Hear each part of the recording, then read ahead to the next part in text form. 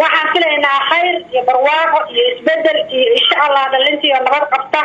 wixii nool dhalintii nabad qabta inuu xasan sheekh soo celiyo si horaba u ballan qaaday baan sugaynaa insha Allah wixii dhintayna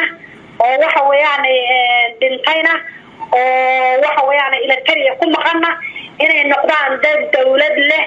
oo ila tariya wixii gacanteeda ku baxay lagu xisaabtamo ila tariya sida xogta la hayr badan bay leeysay dhalinyaro badan bay gacantooda ku dileen waxa weeyaan dhalinyaro badan bay dulmiyeen ragga waxay la dhaqmeen ila tariya si aan loola dhaqmin dad dawlad u dhiibatay si aan loola dhaqmin bay la dhaqmeen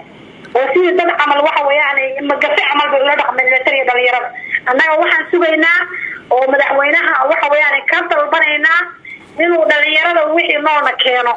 wixii dhintayna uu ila taliya kula xisaabtamo oo keeno saasaan baan xasan sheekh qatrayna hal iyo guul iyo barwaaqo u rajaynaynaa ilaahay garabkiisa ha galaan leenahay madaxweynaha oo xasan sheekh maxamuud ilaa 10 markuu guuray anigu hargeysa joogay waan la socday waan u ducaynayaa ilaahay inuu ku soo guuray isagana ilaahay inuu nabad geliyo madaxweynaha awlaadayda ilaahay inuu noogu soo dhiibo ilaahay inuu noogu soo dhiibo isagana ka nabad geliyo wixii shara Allah ka barya Allah ma maraysa wiilkaygu arafada maanta la soo 3 sano habeenna u dheer wiilkayga aabiyina intuu maqlaadu dhintay anigu waan xanuunsanaya dikariya macaan bay ku dhacay ilaahay goobiye aabiyina intuu maqlaadu dhintay ma wadaadiisa arafadii afraad 19 bishii arafo axad baa arafa la tukaday iidkii saalisadina waa la xiray 3 sano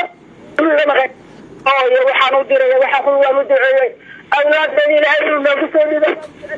كدرنا يا بياشة وناكر ولا شيء أنا لقى أفطوبي أنا لقى حبي توبت لقى أفطوبي